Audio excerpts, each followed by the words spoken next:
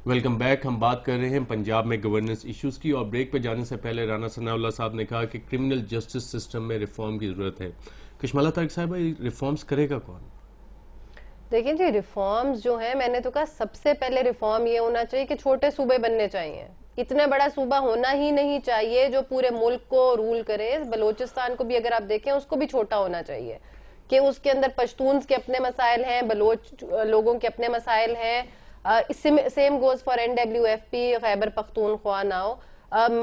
हर सूबे के अंदर छोटे सूबों की जरूरत है। लोगों की बहुत मुश्किलें हैं, लोग जब आप तक रीच आउट नहीं कर सकते। एंड पंजाब तो उन सबका इस वक्त बड़ा भाई बना हुआ है, और बाकी हमारे सूबों को यही पंजाब से रंजिश होती है कि आप हमारा हक भी मार जाते हैं, या वसाइल अगर आपके ज्यादा हैं तो मुल्क के साथ शेयर नहीं होते। इन्हीं ग्राउंड्स पे हमने बांग्लादेश को भी लूज किया था।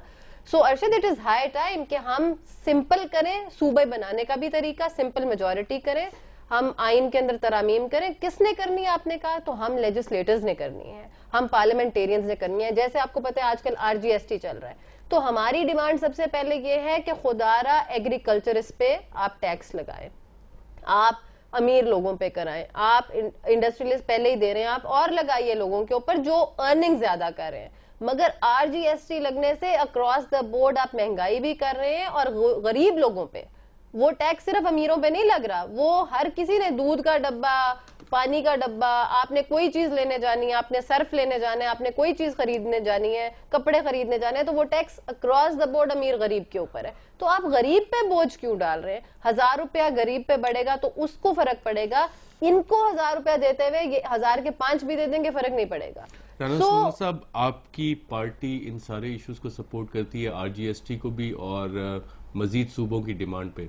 नहीं, RGST को तो हम सपोर्ट नहीं करते, हमने तो उसकी मुखालफत की है। सेनेट में तो कोई मुखालफत नहीं हुई। नहीं, बिल्कुल मुखालफत विद इन द कमेटी कोई मुखालफत नहीं, और बल्कि उसके खिलाफ वोट का भी जो है वो इस्तेमाल किया है, और कौमी असम्बली में भी हम उसकी मुखालफत भी करेंगे, वोट भी उसके खिलाफ देंगे। वॉकआउट जो है ये मुखालफत होती है या फ्रेंडली ऑपोजिशन? देखें, नहीं, ये वॉकआउट भी जो अपोजिशन के मुखालफत करने के ऑप्शन हैं उनमें से एक बड़ा स्ट्रॉन्ग ऑप्शन है जब अपोजिशन मुखालफत करती है। और पार्लियामानी रवायात ये है कि जब अपोजिशन वॉकआउट कर जाए तो हाउस का बिजनेस जो है वो उसे आगे चलाया नहीं जा सकता जब तक कि अपोजिशन को वापस जो है वो हाउस में ना लाया जाए। बाकी आपने बात की है सूबों की। देखिए, उस पर हमारा मौक़िफ़ ये है कि जिस तरह से 18वीं तरमीम हुई है, तमाम पॉलिटिकल फोर्सेस जो हैं वो सर जोड़ के बैठी हैं, और बैठ के उन्होंने वहाँ पे सूबों के इख्तियारात की इश्यूज़ को जो है वो सेटल किया है।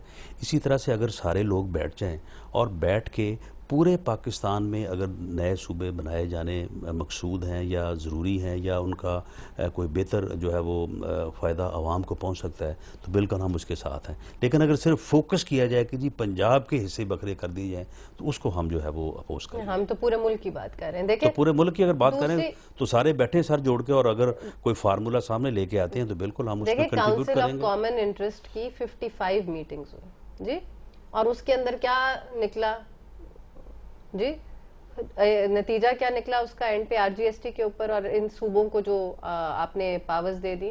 और 18वीं तरमीम में जो माशाल्लाह बड़े बड़े लीडर्स ने सर जोड़े, उसके अंदर उन्होंने कौम को क्या तोहफा दिया कि पार्टियों के अंदर जमहूरियत खत्म कर दी जाए, पार्टी लीडर को इतना बड़ा मॉन्स्टर बना दिया जाए कि वो जिसको चाहे उठा के पार्टी से बाहर 63 के तहत बाहर फेंक दे, आर्टिकल 17.4 उठाकर बाहर निकाल दिया। क्योंकि उन लीडरान को जो समझते हैं कि उनकी ये इनहेरेंट बॉर्न राइट है कि सिर्फ वही लीडरशिप करें और नए लीडर इस मुल्क में पैदा ना आए, उन्होंने मजीद जो उनकी कसर थी वो कला कमा दी। रान साहब, क्या ये उन 4 लीडर्स ने सर जोड़ के तोहफा दिया कौम को? किसको जी? 18th amendment? नहीं, 18th अमेंडमेंट तो कंसेंसस के साथ आई। डिनाई करें अगर उन 4 अकले कुल ने ये दिया। पॉइंट आउट कर रही हैं, मॉन्स्टर्स मुस्लिम लीग नून में भी बने इस तरह के। वो तो सबको सूट करता था ना, हर पार्टी में मॉन्स्टर है। देखिए उसमें मामला ये होता है कि जब कोई भी यानी कोई प्रॉब्लम सामने आता है तो उस प्रॉब्लम की शिद्दत के मुताबिक जो है फिर उसका हल तलाश किया जाता है, जो कि उतना ही शदीद होता है। लेकिन बाद में फिर ऐसा ऐसा एहसास हो जाता है कि भाई इसको भी थोड़ा जो है माइल्ड करना चाहिए। अब देखें, हमारे मुल्क में जो लोटाइज़म की जो रवायत चल रही है विद इन पार्लियामेंट, तो वो इतना ज़्यादा उसके ऊपर रिएक्ट किया है, लोगों ने इतना ज़्यादा रिएक्ट किया है, मीडिया ने।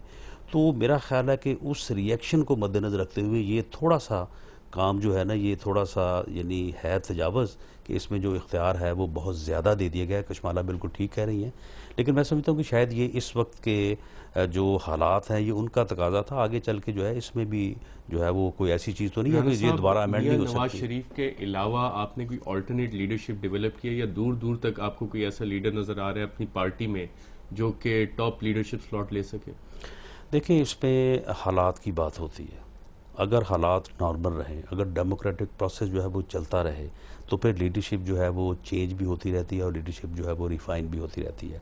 अब देखें, हमारे मुल्क में ये है कि जब आप एक लीडर को जो है उसको यानी लोगों से छीनने के लिए या उसको लोगों से अलहदा करने के लिए आप जुल्म करते हैं, ज़्यादती करते हैं, लोगों को कैद में डालते हैं, लोगों के ऊपर टॉर्चर करते हैं, लोगों को मुल्क से बाहर करते हैं या कोई और हथकंडे इस्तेमाल करते हैं, तो फिर लोगों की अटैचमेंट जो है वो जज्बाती तौर पे होनी शुरू हो जाती है। तो इस वक्त जो लीडरशिप है, जो पीपल्स पार्टी की भी लीडरशिप है, मुस्लिम लीग नून की भी लीडरशिप है, उसके साथ लोगों की एक इमोशनल अटैचमेंट है। अगर आप यानी माजी यानी मुस्तकबिल करीब में कहें कि जी आप मियां नवाज शरीफ को PMLN से अलहदा कर दें और इस पार्टी को चलाने की कोशिश करें, तो चल नहीं सकेगी। तो ये चल नहीं डेवलप करती हैं। और अगर मैं आपकी बात सही समझाऊं तो नवाज शरीफ के अलावा आपके पास खत्म कर दी कोई ना। मियां नवाज शरीफ के साथ जो उन्होंने स्ट्रगल की है, जो ये पिछला पीरियड गुजरा है, उस पे लोगों की अटैचमेंट इस कदर हो गई है कि अगर आज मियां नवाज शरीफ साहब ये चाहें भी कि भाई ठीक है आप पार्टी वाले बैठ के एक और लीडर आप जो है वो मुंतखब कर लें और मैं अब जो है वो पॉलिटिक्स में जो है वो नहीं रहना चाहता, तो हमारे लिए मुमकिन नहीं होगा। अगर मियां साहब पार्टी छोड़ दें और कहें मैं सियासत में हिस्सा नहीं लूंगा तो नून लीग खत्म हो जाएगी। नाज़रीन, यहाँ पे हम एक छोटा सा वक्फा लेंगे और जब वापस आएंगे तो पंजाब में गवर्नेंस इश्यूज पे अपनी गुफ्तगू जारी रखेंगे।